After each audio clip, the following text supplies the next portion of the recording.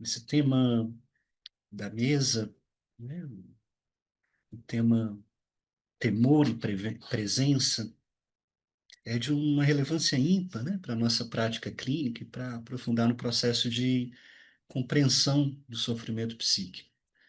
E é dentro desse campo que eu proponho uma reflexão, né, que eu quero compartilhar com muita gratidão e me sentindo honrado também, compartilhar essa mesa com o professor Stanguilini, Gilberto de Peta, professor Cristiano, né, e queria compartilhar essa reflexão que eu intitulo, né, temor entre o padecer e o posicionamento pessoal, né?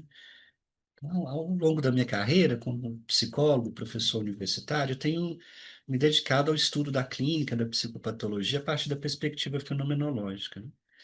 E algumas perguntas me acompanham já há muito tempo, né? E eu encontro ressonância também nessa mesa de hoje, né? Como que a pessoa, ela vivencia o sofrimento e como que, a partir dessa vivência, ela pode se posicionar de uma forma autêntica e livre, não apesar do sofrimento, mas a partir dele, né? Ou diante dele. Então, foram muitos autores que me ajudaram, né? E muitas companhias que têm me ajudado a cuidar dessas perguntas, mas, né, nessa manhã eu queria me basear e fundamentar mais nas contribuições de Edith Stein, né? Edith Stein, que foi uma filósofa assistente de Russell, né, que assumiu um método fenomenológico como via de análise de vários tipos de vivência. No doutorado dela, né, examinou fenomenologicamente o problema da empatia, que foi publicado em 1917. E, ao proceder essa pesquisa, ela disponibilizou para psicologia e ciências humanas o aprofundamento de vários temas que haviam já sido iniciados, né, várias pesquisas iniciadas pelo seu mestre Edmundo Husserl, né? Só nas obras de Stein, né, apesar de ter uma riqueza de exemplos práticos, cotidianos, né, mas o que ela fez não foi uma análise empírica dos temas psicológicos ou psicopatológicos, mas uma análise eidética, né, fenomenológica eidética das vivências humanas. E durante essas análises, né, ela realizou, né, descrições antropológico-fenomenológicas, assim, que nos ajudam a compreender melhor a estrutura da pessoa, da comunidade, e tem sido acessado nas últimas décadas no Brasil e gerado, inclusive, várias novas pesquisas, né, por iniciativa e presença no Brasil, né, da professora Ângela Lisbello, do professor Miguel Mafud, professora Marina Massi, entre tantos, né? Então, eu queria dar alguns pequenos passos aqui nessa reflexão. Primeiro, que é um pouco da gente pensar, né, as contribuições do que a gente poderia chamar de uma fenomenologia da afetividade, né, em Edith Stein. Então, para compreender a vivência do temor, é fundamental, né, nos debruçarmos sobre as análises fenomenológicas, né, realizadas por Stein, das vivências de sentimento, né, sobretudo, notadamente, né, na obra O Problema da Empatia, que foi essa tese de doutorado dela, temos publicado em idioma italiano, espanhol, né? Nos oferece uma rica, detalhada, né, classificação dos sentimentos e das emoções que podem nos ajudar a compreender um pouco melhor o dinamismo psíquico, né? E aí Stein distingue, né, quatro tipos de sentimentos, né, nessa obra. Primeiro, sentimentos sensíveis, ou que ela chama de sensações emotivas, né, que são ligados diretamente às sensações corporais, né, como o prazer de uma comida saborosa, a dor, né, de um ferimento. Depois o segundo tipo, né, chamado sentimentos vitais ou sentimentos comuns, né, de natureza corporal, que se referem ao estado geral do nosso ser, como, por exemplo, um vigor ou uma fadiga, né, um cansaço, e que impregnam toda a nossa experiência, tanto psíquica quanto corporal.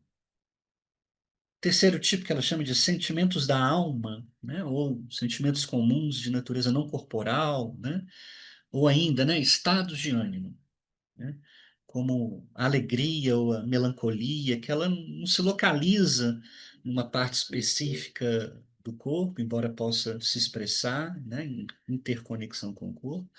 E esses estados de ânimo, ou eles, né, a gente utiliza o termo, eles colorem as vivências, né? Mas em algumas situações eles podem também desbotar, né, todo um grupo de vivências, né?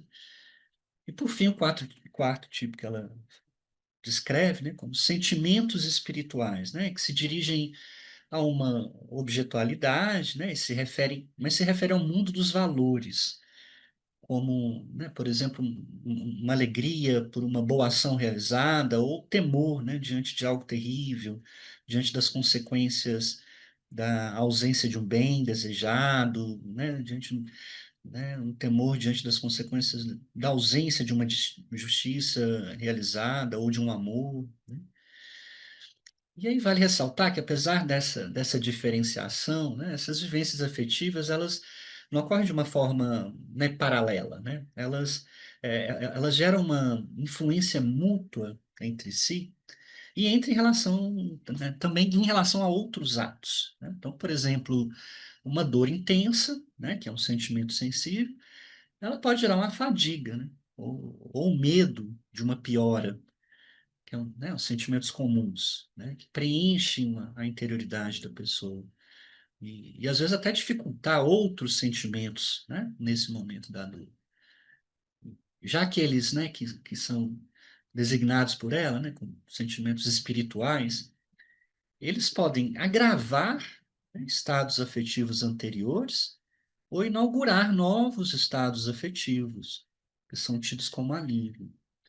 Por exemplo, quando alguém escuta, né, de um médico um diagnóstico de uma doença silenciosa ou de um transtorno mental, isso pode desencadear um medo do sofrimento e da dor, assim como um temor diante da vida, diante da possibilidade generalizada, né, da sua vitalidade ser comprometida.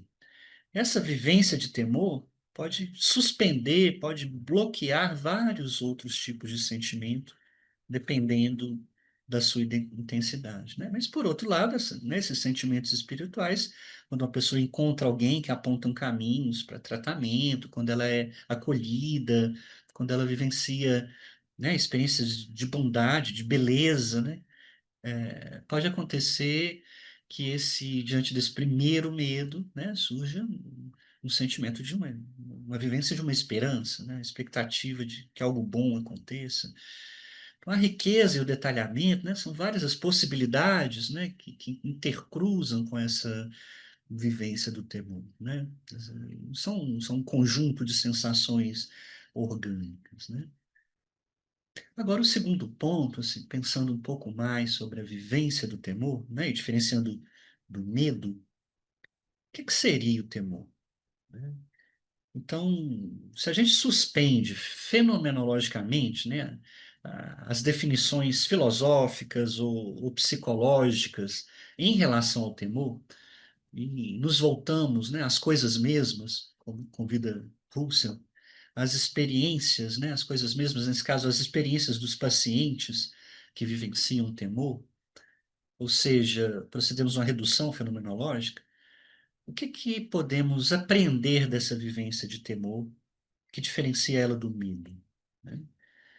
Então, se num primeiro momento temor e medo são até frequentemente utilizados como sinônimos, né? Um ato de empatia e a compreensão empática decorrente pode sinalizar algumas diferenças, né? E a fenomenologia nos convida a esse refinamento, né? A distinção das vivências, essa distinção qualitativa, né, discutida anteriormente. O medo, quando nos é relatado, ou quando nós mesmos vivenciamos, ele possui um objeto identificado, né? Nós temos medo de algo, né? De um animal perigoso, de uma situação ameaçadora, de um fracasso iminente, de um julgamento injusto, né? Da liberdade democrática ser golpeada, né? O medo, ele direciona a nossa atenção para um objeto, para um evento específico no mundo, né? Expressa uma intencionalidade mais reflexiva, né? Mais definida no sentido fenomenológico do termo, né? Ou seja, tem um objeto captado pela reflexão, né? E ele pode ser mais ou menos intenso, né? Pode ser mais ou menos profundo, né? Já o temor, né, por sua vez, ele costuma se apresentar de uma outra maneira, né? Ele se refere a um estado afetivo que marca o dinamismo psíquico de forma mais difusa, né? Mais duradoura, mais profunda.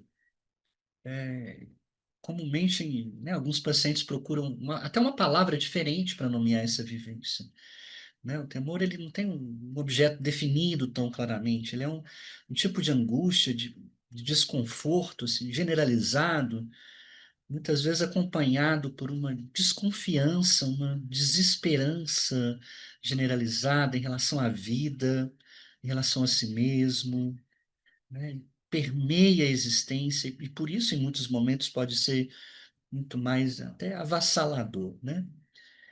E embora esse sofrimento ele não se prenda, né, a uma causa, a um objeto específico, o,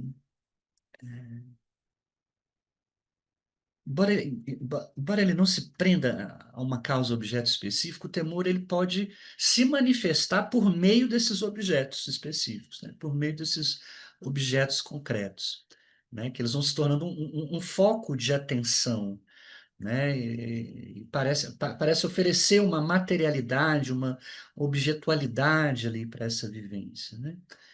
Então, no temor, né, a amplitude do sentido escapa à proporcionalidade desse objeto temido. Muitas vezes, até quando se resolve uma situação, quando a gente se protege, né, então, está protegido daquele objeto ameaçador, o temor ele continua presente, né? Ele continua acompanhando a pessoa no percurso dela. Então, como um estado de ânimo, né, um pano de fundo que entra no fluxo, né, das vivências e marca o fluxo dessas vivências. E quando isso acontece, nessa situação, é onde a gente padece, né? A gente se padece, padecemos o temor, somos afetados pelo temor, né? Sofremos o temor. Porém, não para aí, né? O fluxo histórico da temporalidade da nossa vida, da nossa existência, né? A gente não se reduz a isso, embora, né, isso possa ter uma longa duração. Então, o terceiro ponto, né, de reflexão, retomando a introdução da obra, né, de Edith Stein, né, uma obra chamada Contribuições para a Fundamentação Filosófica da Psicologia e Ciências do Espírito, publicada em 1922, Edith Stein retoma o debate em torno do determinismo e indeterminismo pessoal, né? Se ela pergunta, né, seria a vida psíquica submetida, né, às leis da causalidade ou tem outro tipo de lei, né, de legalidade, né, agindo sobre o psiquismo? E nesse ponto ela volta, né, às análises das vivências. Né, no livro, né, do Handbook, né, de Psicopatologia Fenomenológica de Oxford, né, que foi organizado pelo professor Giovanni Stanghellini, presente conosco nessa manhã, tem um capítulo, né, da professora Ângela Lisbello que ela destaca as contribuições da Edith Stein para a psicopatologia fenomenológica. E nesse capítulo, né, a professora Lisbello discute, né, como e retoma, né, as contribuições de Edith Stein relacionadas à causalidade psíquica e à motivação, né? Stein diferencia causalidade psíquica de causalidade física, né? A vida psíquica não é regida por um tipo de determinismo mecanicista, embora a gente possa identificar várias relações, conexões e relações causais no psiquismo, mas elas são de uma ordem diferente das leis da natureza, né? A psique é também regida por uma outra lei, né? Que Stein chama de motivação. Nesse contexto, motivação, no sentido fenomenológico, tanto husserliano quanto steiniano, não se reduz a uma vivência emocional, né, a uma pretensão de objetivos ou a outros fenômenos, né, que a gente costuma discutir na história da psicologia, mas ela nomeia um processo é, do qual uma vivência prescreve a possibilidade de outras vivências que a seguem, né? Então, as vivências elas vão se tornando motivos para vivências seguintes, né? Isso vai sendo encadeado, isso pode acontecer de uma forma explícita ou implícita, né? Mas o que que isso tem a ver com o temor? Né? O que que tem a ver com o momento, né, de um padecimento por um temor e a possibilidade de um posicionamento pessoal diante desse temor, né? É exatamente nesse encadeamento, né, que a gente vai acolhendo as descrições, né, fenomenológicas de Edith Stein que iluminam a compreensão, né, dessas vivências, né?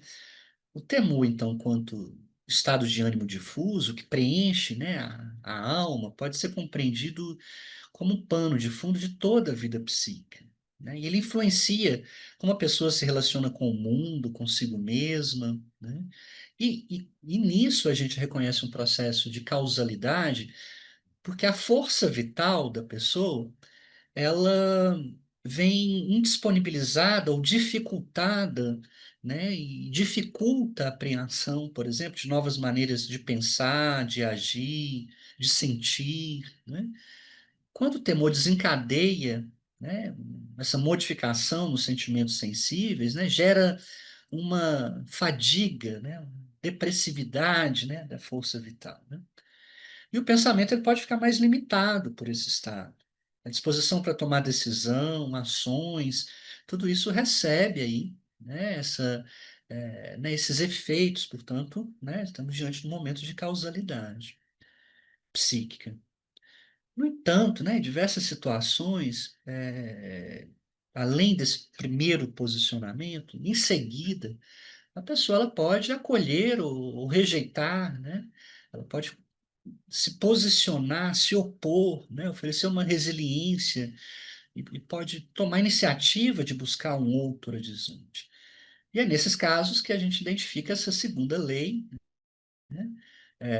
Que Edith Stein e a Angela Zibello traz para uma reflexão da psicopatologia fenomenológica, né? Nomeando como motivação, né? Identificando como que a pessoa, ao se posicionar de uma forma reflexiva ou não, diante do seu padecer, né? Inaugura de maneira voluntária, né? Possibilidades novas, né? E não é uma única forma, ou, né, enquanto clínico a gente faz essa pergunta, né? Mas então como que a gente pode favorecer, né, que esse movimento aconteça de um padecimento, né, do temor para um posicionamento pessoal que abra novos horizontes, novas vivências, né? E aí não há uma única maneira, né? Não há uma única fórmula, uma receita, né?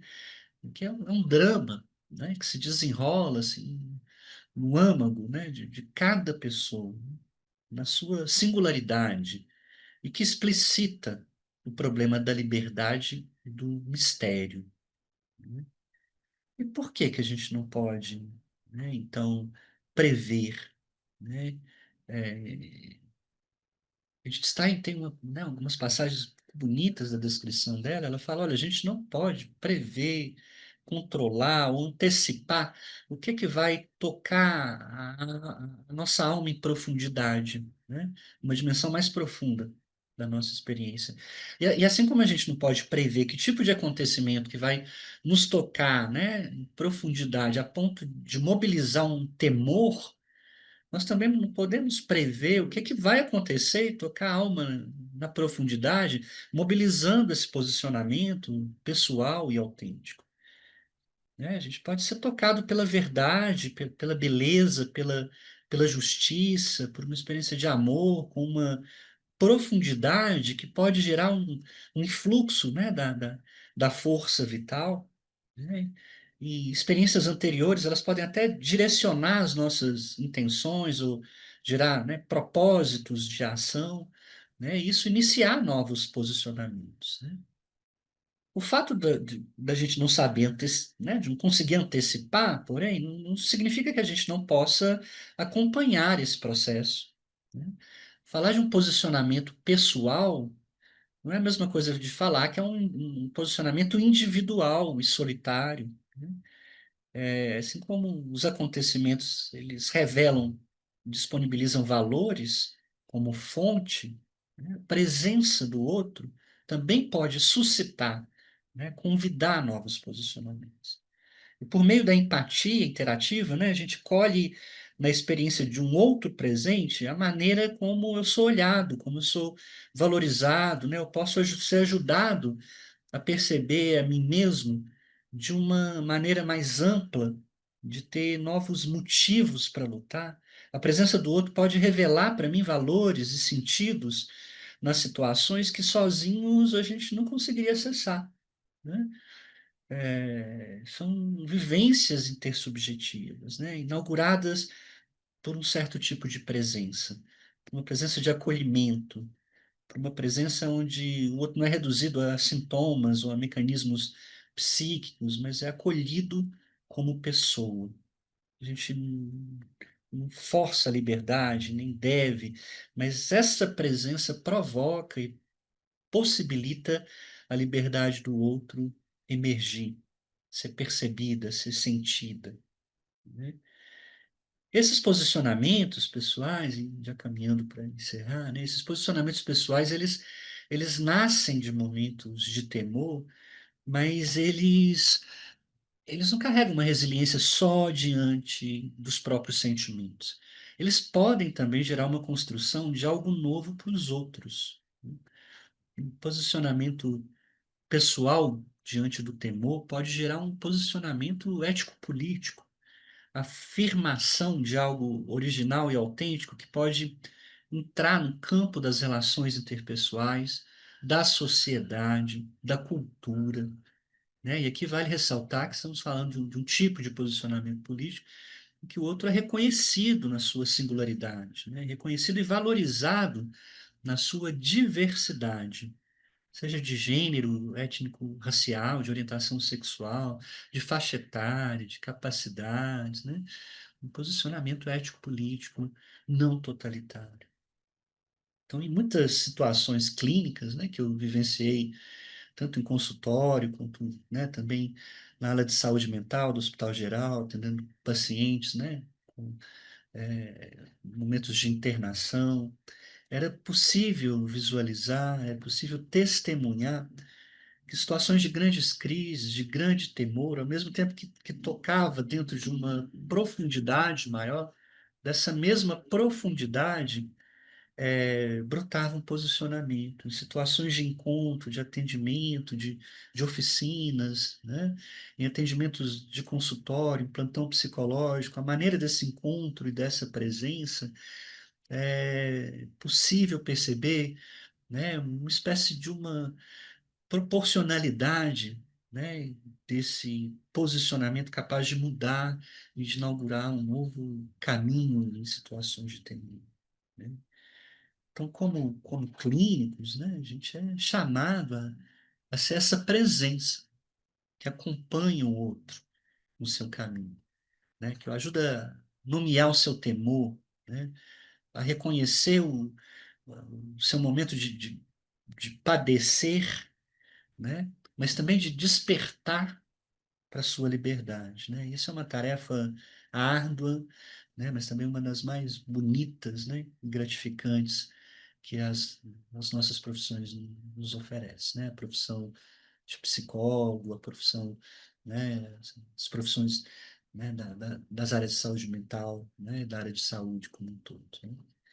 Eu, né, agradeço muito pela atenção, né, de todos vocês, para